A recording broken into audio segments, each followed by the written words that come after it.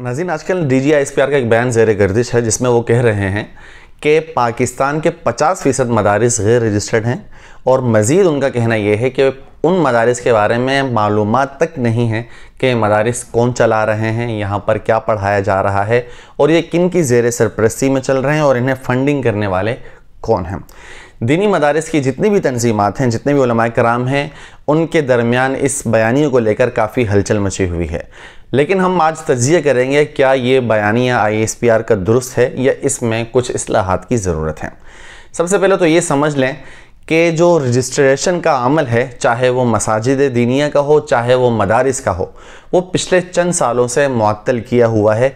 कानूनी तौर पर इस वक्त आप किसी भी नई मस्जिद, नए मदरसे को रजिस्टर्ड नहीं कर सकते।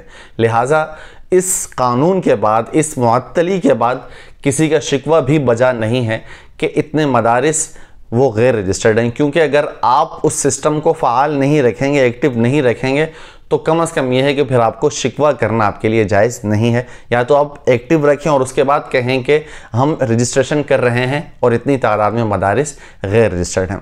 दूसरी बात यह है कि इतनी बड़ी तादाद वाक़अतन है या नहीं, तो इसका जवाब यह है कि ऐसा नहीं है कि 50% मदारिस गैर रजिस्टर्ड हैं। चंद एक होंगे, ज़रूर होंगे, लेकिन उनकी तादाद को 50% तक बढ़ाकर बताना ये बिल्कुल भी मुनासिब नहीं है और बल्कि गैर संजीदगी है, गैर ज़िम्मेदारी का बयानिया है।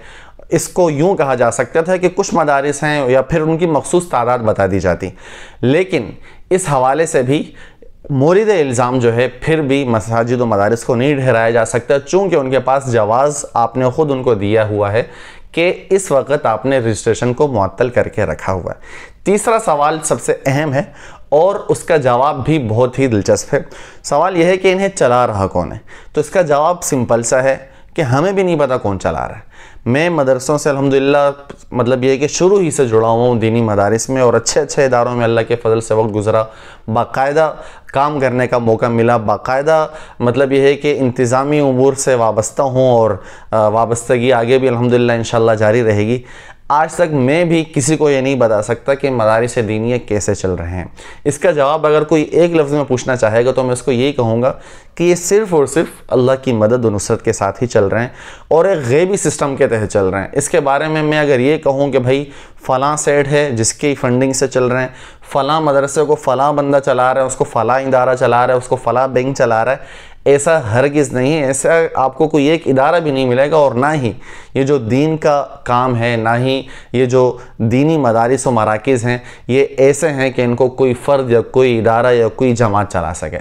ये अल्लाह तबारक व तआला चलाते हैं और कैसे चलाते हैं ये अल्लाह तबारक व तआला उन चलाने वालों को भी दिखाते हैं और उसके जो शरीक होते हैं, उसमें जो मदारिस के में का जो हिस्सा होते हैं अल्लाह तबारक व तआला उनको भी दिखाते हैं कि वो किस तरह से चलाते हैं। लिहाजा ये सवाल करना बिल्कुल बजा नहीं है। अलबत्ता कानूनी तौर पर जो आपके जायज़ क़वानीन हैं उनके तहत इदारों को, मदारिस को लाजमी आना चाहिए और इसकी मुखालफत ना तो पहले कभी मदारिस दीनिया ने की है, ना ही आइंदा करेंगे। अलबत्ता ये बयान देना कि 50% गैर रजिस्टर्ड हैं, 50% के बारे में कुछ मालूमात ही नहीं है। और इसके अलावा आपको एक और दिलचस्प बात अगर बताऊं वो ये कि पिछली गवर्नमेंट में बाकायदा बिल पेश किया गया कि रजिस्ट्रेशन के अमल को खोला जाए, लेकिन बाकायदा बिल पेश होने के बावजूद भी उसे मंजूर नहीं किया गया और यहाँ तक भी इतलात हैं कि बाकायदा शहबाज शरीफ तक भी वो पहुँचा, लेकिन उस पर दस्तखत नहीं हुए। न जाने किन के कहने पर उस बिल को रोक दिया गया। तो ये थे मदारिस दीनिया के हवाले से चंद हक़ाइक़। मज़ीद भी